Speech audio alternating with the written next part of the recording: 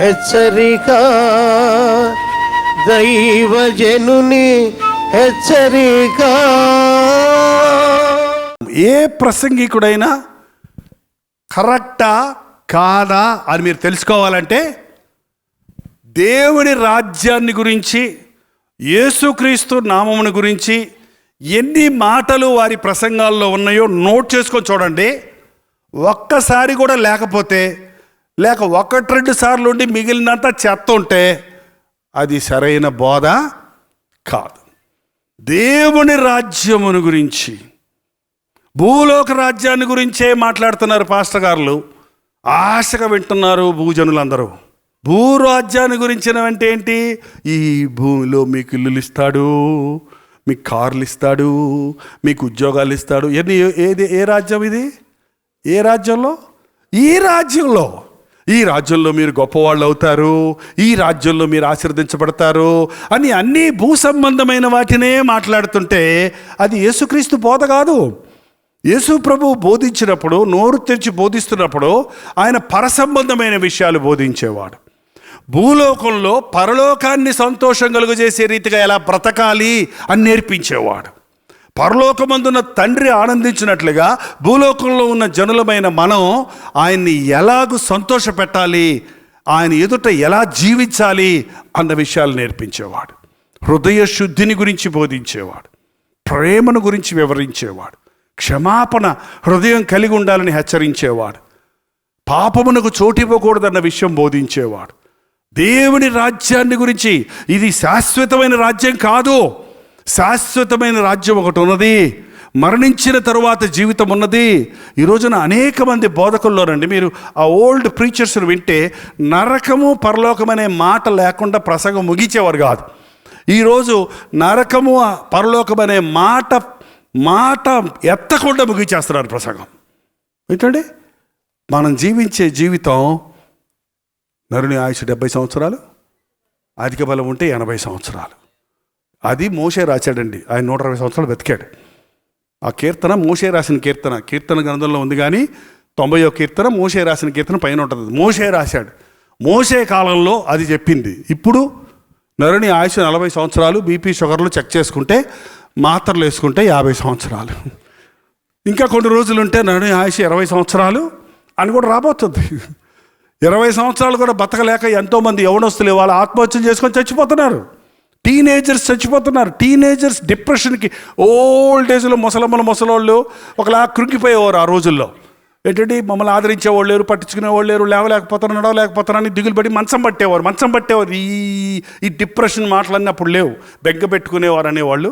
లేకపోతే మంచం పట్టేశాడంటే ఇంకా అయ్యో అంటే మంచం పట్టాడు. ఏంటండి, ఇప్పుడు 20 ఏళ్ళకే మంచం పట్టేస్తున్నారు.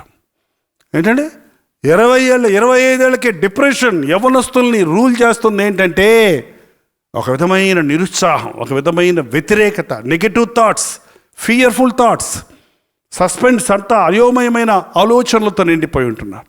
అవి త్వరగా గతించును, మనము ఎగిరిపోతాం.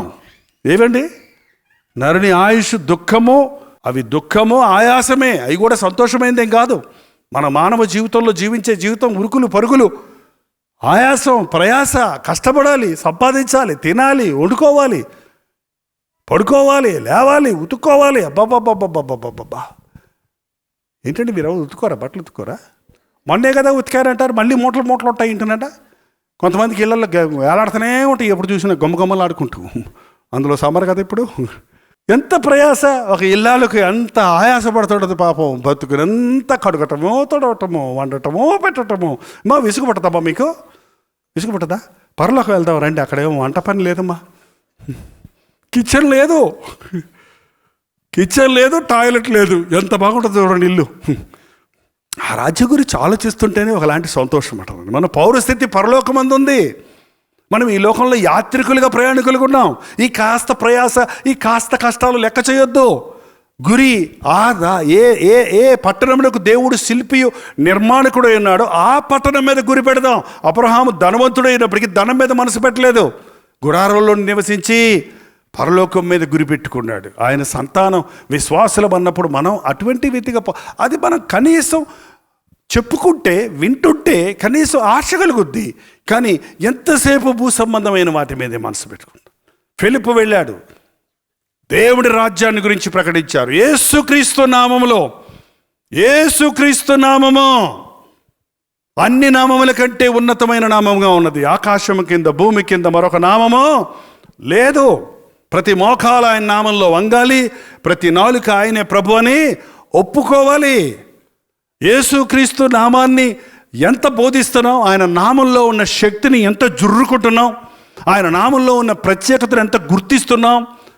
ఆయన అందరిలాంటి వాడి కాదే, సజీవుడైన వారిని మీరేలా మృతులలో వెతుకుతున్నాడు. ఆయన ఇక్కడ లేడు, ఆయన లేచి ఉన్నాడు. పునరుద్ధానుడైన క్రీస్తుని గురించి, త్వరలో రానయ్యున్న క్రీస్తుని గురించి ప్రకటించకుండా ముగించే ప్రసంగాలలో సారమెంత? ఫిలిప్పు వెళ్ళి యేసుక్రీస్తుని గురించి ప్రకటించారు. యేసునామంలో నీకు స్వస్థత, యేసుక్రీస్తు నామంలో నీకు విడుదల, యేసుక్రీస్తు నామంలో నీకు పట్టిన దయ్యముల నుంచి నీవు విడిపించబడతావు. యేసుక్రీస్తు నామంలో ప్రతి శాపము కొట్టివేయబడింది, ప్రతి కీడు కొట్టివేయబడింది. యేసు నామములో మనకు జయమున్నది, విజయమున్నది. ఈ మాటలు బోధించకుండా, త్వరలో రానయ్యున్న క్రీస్తుని గురించి ప్రకటించకుండా ముగించే ప్రసంగాలలో సారమెంత?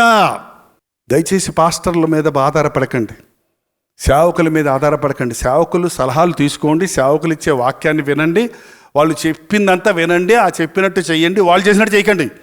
ఆ పరిచయులు చెప్పుదురే గాని వారు చెయ్యరు. చెప్పినట్టు చేశాడా లేదా సేవకుడు గమనించండి. మీకు అవసరం లేదు, అది మీ పని కాదు.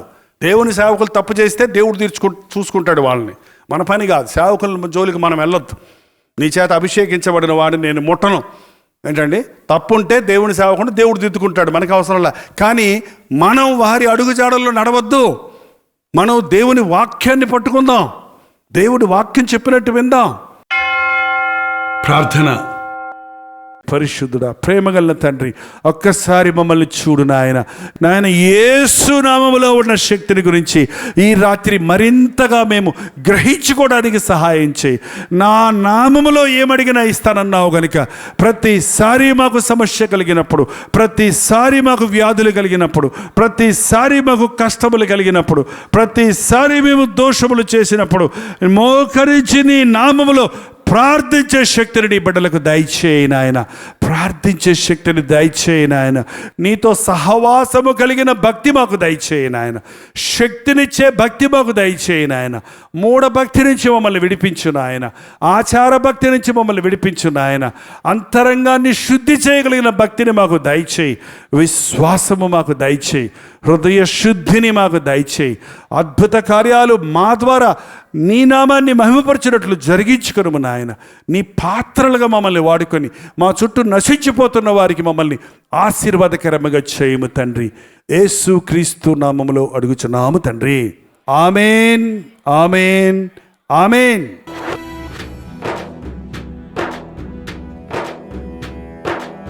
నిక్కమురా లోకం చెడ్డదిరా, తక్షణమే మేలుకు సోదరా. ఈ లోకపు పాపపు చీకటిలో నీలోనే వెలుగును చూపుమురా. నిక్కమురా లోకం చెడ్డదిరా, తక్షణమే మేలుకు సోదరా. ఈ లోకపు పాపపు చీకటిలో నీలోనే వెలుగును చూపుమురా, నీలోనే వెలుగును చూపుమురా.